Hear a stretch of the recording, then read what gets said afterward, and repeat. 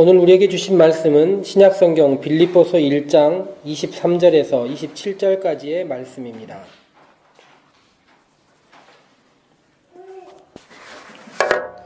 말씀을 함께 읽도록 하겠습니다. 나는 이 둘 사이에 끼어 있습니다. 내가 원하는 것은 세상을 떠나서 그리스도와 함께 있는 것입니다. 그것이 훨씬 나으나 내가 육신으로 남아있는 것이 여러분에게 더 필요할 것입니다. 나는 이렇게 확신하기 때문에 여러분의 발전과 믿음의 기쁨을 더하기 위하여 여러분 모두와 함께 머물러 있어야 할 것으로 압니다. 내가 다시 여러분에게로 가면 여러분의 자랑거리가 그리스도 예수 안에서 나 때문에 많아질 것입니다. 여러분은 오로지 그리스도의 복음에 합당하게 생활하십시오. 아멘.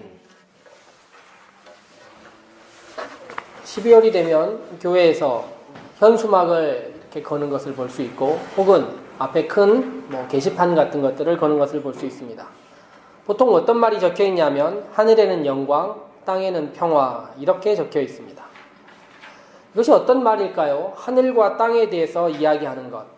이것은 우리의 현실을 이야기하는 것과 우리가 지향하고 우리가 소망하는 것을 이야기한다 말할 수 있습니다. 이것이 없이 사람이 살아가기 쉽지 않기 때문입니다. 현실이 무엇인지 직시하고 그 현실을 바꾸려는 하나의 마음가짐과 또한 우리가 소망하는 것, 어떻게 보면 환상적인 것, 우리가 기대하는 것에 대해서 더 나은 이상향에 대해서 소망하고 그것이 어떤 것인가를 생각하는 것, 이것이 우리의 신앙이라 이야기할 수 있습니다. 그러므로 예수 그리스도께서 우리 가운데 오셔서 하늘에는 영광이요 땅에는 평화라 이렇게 말하는 것은 우리가 인간으로서 기대할 수 있는 최대의 기대치를 이야기한다 말할 수 있을 것입니다. 누가복음은 그렇게 기록하고 있는데요. 누가복음이 이렇게 기록한 것을 자신의 삶을 통해서 자신의 신앙을 통해서 구현해낸 사람들이 있습니다. 그런데 제가 지난주에 말씀 가운데 전해드렸듯이 예수님이 가셨던 길을 따라 걷는 예수님의 모습을 따라가는 모습이 아니라 예수님이 추구했던 목적을 따라가는 사람이 있기 때문에 그것을 우리들도 본받을 수 있습니다. 만약 제자들이 걸었던 길, 예수님이 걸었던 길, 사도들이 걸었던 길을 함께 걸으라 한다면 그것이 쉽지 않습니다. 그렇지만 예수님이 원하셨던 목적이 무엇이었는가? 사도들은 어떤 목적을 가지고 걸었는가? 그것을 생각하고 함께 걷는다면 그 길이 2017년을 살아가는 우리에게도 함께 걸을 수 있는 길이 될 수 있다 생각하고 있습니다. 제가 영화를 잘 즐겨보지 않는데요. 2016년 12월 달에 우연찮게 영화를 2편이나 보게 되었습니다. 그것은 거의 기적에 가까운 일이라 말할 수 있을 것입니다. 제가 한 10년 동안 영화관을 안 가보기도 했으니 한 달에 2번이 얼마나 놀라운 일인지 생각하실 수 있을 것입니다. 가끔 기적을 보여달라 말하시는 분들이 있는데 기적은 그렇게 멀리 있지 않습니다. 여러분의 삶에서도 누군가 기적을 늘 베풀 수 있다는 것을 생각해 볼 수도 있을 것입니다. 두 영화를 본 다음에 여러 가지 생각들이 들었습니다. 하나의 영화의 제목은 나 다니엘 블레이크라는 영화고, 두 번째 본 영화는 라라랜드라는 영화입니다.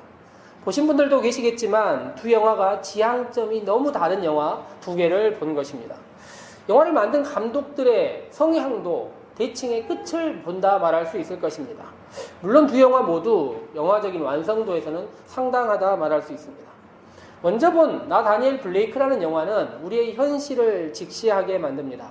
우리가 사는 곳이 어떤지, 실업급여, 민영화, 최저생계비, 고용의 불안정성, 관료주의, 이런 것들이 영화 내내 나오고 어떤 노력에도 불구하고 일상을 살아가는 서민들의 노력들이 무력화되는 현실을 보여주는 것입니다. 관객의 모든 기대에도 불구하고 영화감독 켄 로치는 희망 없이 영화를 끝내버립니다. 그저 묵묵하게 우리가 살아가는 현실이 어떤 것인지, 우리가 살아가는 세상이 어떤 세상인지를 보여주려고 하는 것 같습니다. 다른 한 영화는 라라랜드라는 영화인데, 이 영화는 시작부터 환상성을 보여줍니다.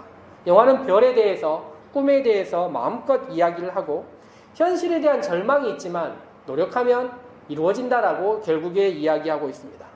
성공이 보여주는 환상성, 그리고 주인공들이 과거와 현재를 살아가면서 보여주는 혼재들, 이런 것을 통해서 더욱 상상력을 불어일으키면서 영화를 열린 결말로서 끝낸다 말할 수 있습니다.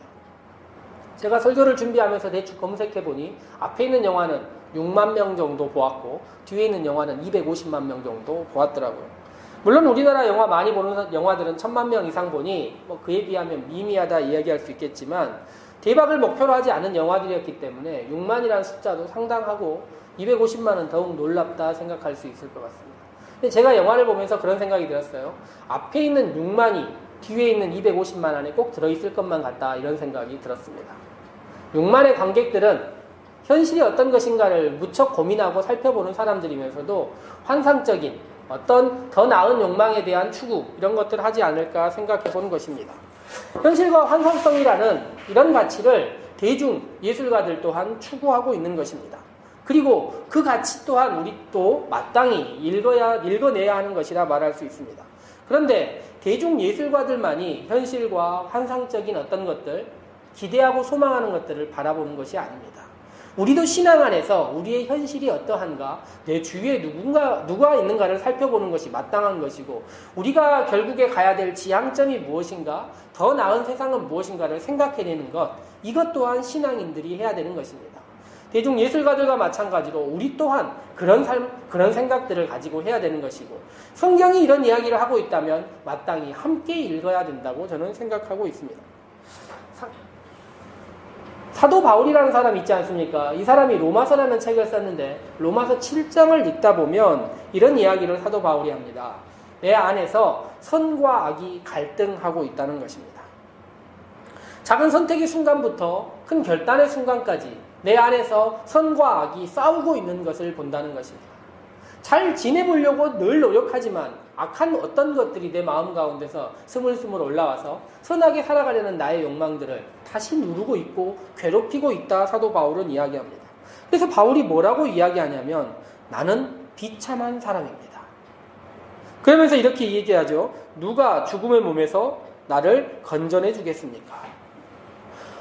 바울은 로마에 있는 교회의 편지를 쓰면서 자기 자신이 얼마나 비참한 존재로 살고 있는지, 이 갈등을 이겨내지 못해서 얼마나 괴로운 존재로 살아가고 있는지를 이야기한다는 것입니다. 그런데 바울이 이런 고민의 존재로 7장을 이야기하다가 8장이 되면 새로운 이야기를 하는데, 자기 자신은 비록 부족한 사람이고 연약한 사람이지만 자기 자신을 바꾼 힘이 있다는 것이고, 그런 자기 자신에게 힘을 주는 누군가가 있다 이야기를 합니다. 그것이 로마서 8장 35절부터 나오는 이야기인데 조금 길지만 제가 한번 읽어보도록 하겠습니다. 누가 우리를 그리스도의 사랑에서 끊을 수 있겠습니까? 환난입니까? 곤고입니까? 박해입니까? 굶주림입니까? 헐벗음입니까? 위협입니까? 또는 칼입니까? 성경에 기록한 바 우리는 종일 주님을 위하여 죽임을 당합니다. 우리는 도살할 양같이 여김을 받았습니다. 한 것과 같습니다.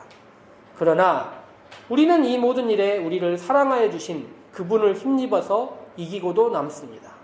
나는 확신합니다. 죽음도 삶도 천사들도 권세자들도 현재일도 장래일도 능력도 높음도 깊음도 그 밖에 어떤 피조물도 우리를 우리 주 예수 그리스도 안에 있는 하나님의 사랑에서 끊을 수 없습니다.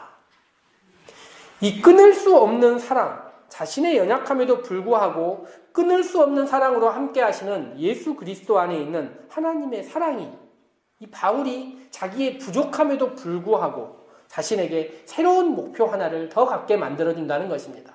내면의 갈등과 내면에서 이겨내지 못하는 부족한 나를 보는 한켠에 내가 있지만 예수 그리스도의 사랑이 끊을 수 없게 나와 함께 하시니 육신의 부족한 나를 내려놓고 더 나은 소망과 가치를 위하여 살아가 보겠다 생각한다는 것입니다.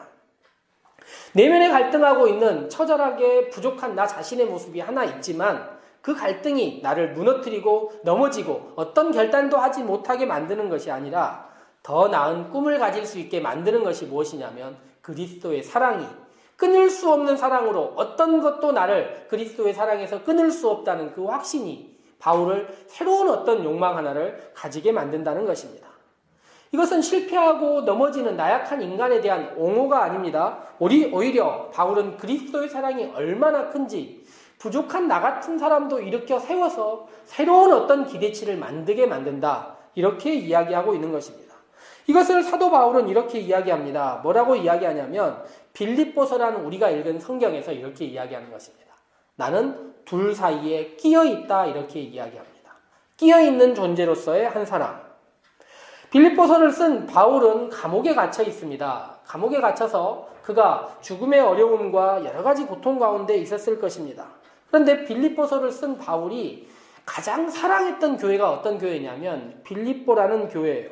나중에 제가 읽어보시기를 바라고 왔는데 빌립보서 1장 8절 보면 이런 말씀 기록되어 있습니다. 내가 예수 그리스도의 심장으로 너희 교회를 어떻게 사랑하는지 하나님이 내 증인이시다. 놀랍지 않습니까? 내가 예수 그리스도의 심장으로 여러분들을 사랑합니다. 그렇게 감옥에서 쓸 수 있을 정도로 사랑하고 함께하는 교회에게 편지를 쓰고 있습니다. 편지를 쓰면서 뭐라고 이야기하냐면 나의 욕망은 두 가지다라고 이야기하는 것입니다. 내가 꿈꾸는 삶이 두 가지라는 것입니다. 아까 이야기한 것처럼 하나는 현실적인 것, 하나는 더 나은 소망에 관한 것, 어떻게 보면 환상적인 것, 우리의 삶을 넘어서는 것에 대한 소망 두 가지를 갖고 있다는 것입니다. 영화에 대한 이야기를 했으니 아까 제가 영화 두 가지 영화를 이야기하지 않았습니까? 그런데 이 영화 두 가지가 아니라 하나의 영화에서 이거 두 가지를 같이 실현해 보려는 사람도 있었습니다. 잘 아시는 영화 감독 중에 스티븐 스필버그라는 감독이 있지 않습니까? E.T.나 뭐 옛날 이런 영화 만들고 최근에도 끊임없이 영화를 만들고 있는 사람이죠. 이 사람은 영화를 처음 시작했을 때 흔히 말하는 대박을 터뜨렸습니다. 하는 영화마다 관객들이 너무 많이 들어왔어요.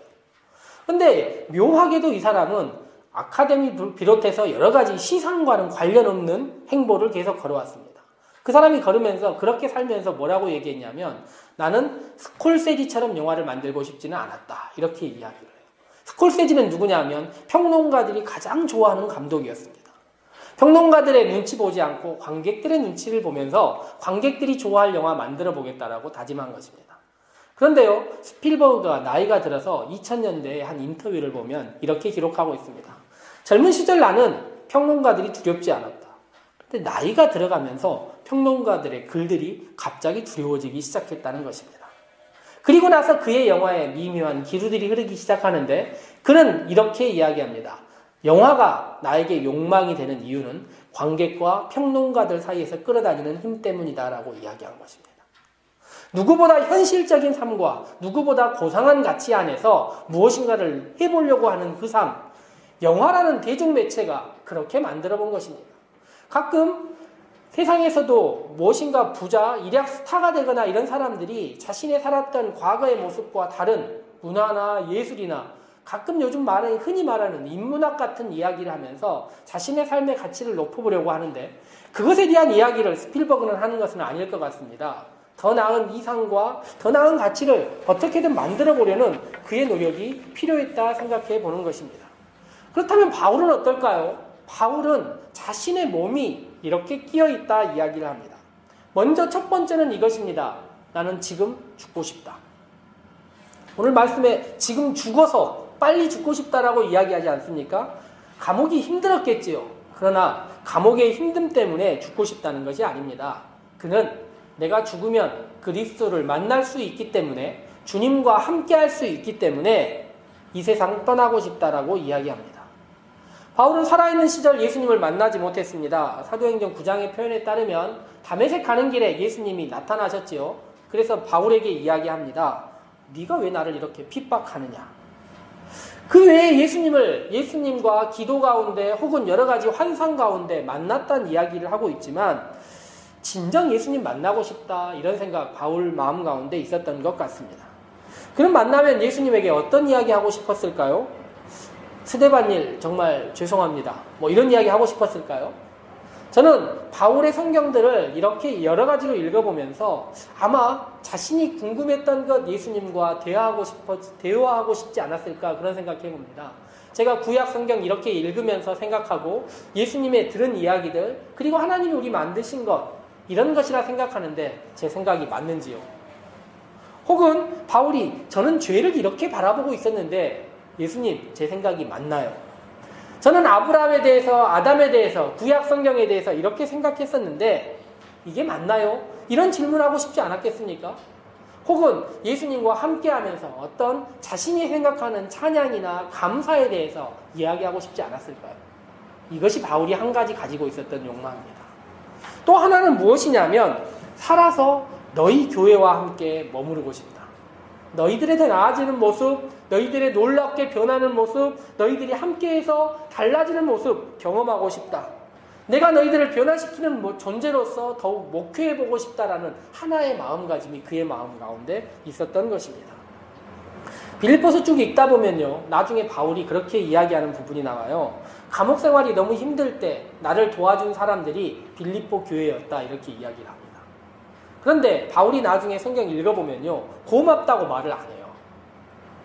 고마운 일에 대해서 고맙다고 말하지 않습니다.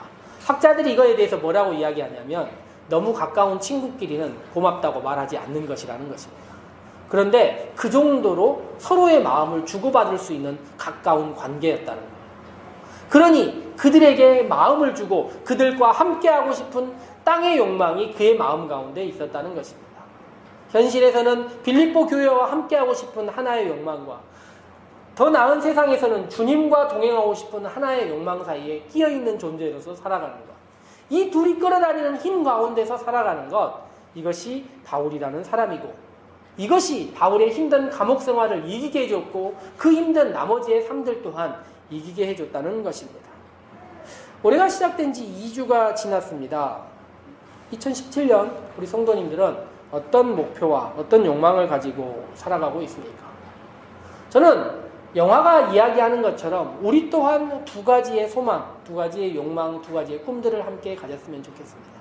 내가 이 땅에서 매일매일의 삶 가운데서 어떤 성실함과 어떤 꿈 가지고 어떤 매일매일을 살아가면 좋겠다라는 하나의 가치와 내가 주님과 동행하면서 어떤 삶을 살아야겠다라는 하나의 가치가 우리의 마음 가운데 있다면 이 둘이 끌어다니는 힘 가운데 살아간다면 우리의 일련의 모습들이 1년이 지난 다음에 얼마나 나아질 수 있겠습니까? 현실에 대한 영화들, 현실에 대한 몇 가지의 이야기들도 우리의 삶들을 굉장히 고양시키고 더 나은 상태로 만들어주는 것을 볼 수 있습니다. 그러니 우리 성도들이 함께 서로 우리의 세상에 대한 이야기들을 함께 나누고 더 나은 삶을 위하여 고민하고 매일매일 성실하게 살아가고 또한 신앙의 이야기들을 위하여 함께 찬양하고 기도하고 말씀을 읽으며 더 나은 예배가 무엇일까 고민하고 살아간다면 이 둘 사이에 끌어다니는 힘 가운데서 살아간다면 우리 살림의 공동체가 2017년 시작하는 지금과 2017년이 끝난 마지막에 얼마나 다른 모습으로 변할 수 있을까요? 초대교회의 많은 성도들이 그런 삶을 살았을 것입니다. 기독교 역사 안에 있는 올바른 공동체들 또한 그런 삶을 살았을 것입니다. 그러니 이제 우리도 그런 목표를 가져봅시다. 현실 안에서 어떤 삶을 살아보고 싶다. 함께하는 사람들과 어떤 신앙의 모습으로 살아가보고 싶다. 또한 한 가지 주님께서 주신 신앙의 비전들을 생각하면서 말씀과 기도와 함께하면서 1년 살아간다면 주님께서 힘 주시고 동행해 주셔서 주님께서 주시는 은혜가 우리 가운데 가득할 것입니다. 함께 묵상하시면서 기도해 보도록 합시다.